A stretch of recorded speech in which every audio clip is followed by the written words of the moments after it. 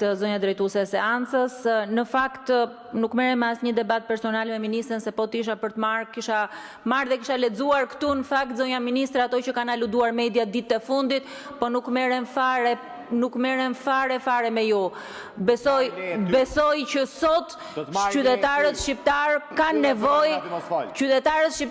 nevojë të dëgjojnë. Rritja ekonomike sot Ju lutem mos ndryni nga vendi. Ju lutem mos ndryni nga vendi. Ju lutem. Deputetit nuk guxon. Ju lutem, zoti Bardhi, ju lutem mos ndryni nga vendi. Mbyll goja. Ju lutem ruani etikën. Ruani etikën. Mbyll goja, flet kolegja. Mos fol. Mbyll goja se s'do vendoj. Ju lutem, zoti Bardhi, ruani etikën. Mbyll goja. Po mos falë mo. Dilje llogari për pasurinë aty. Ju lutem, ruani mos flisni nga vendi.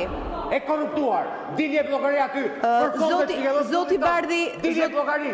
Zoti Bardhi, uluni. Ju të rreq vëmendjen, zoti Bardhi, uluni, të lutem. Të lutem. Dilje llogari. Dilje llogari. Zoti Bardhi. E korruptuar. Zoti Bardhi, ju të rreq vëmendjen. Dilje llogari. Dilje llogari.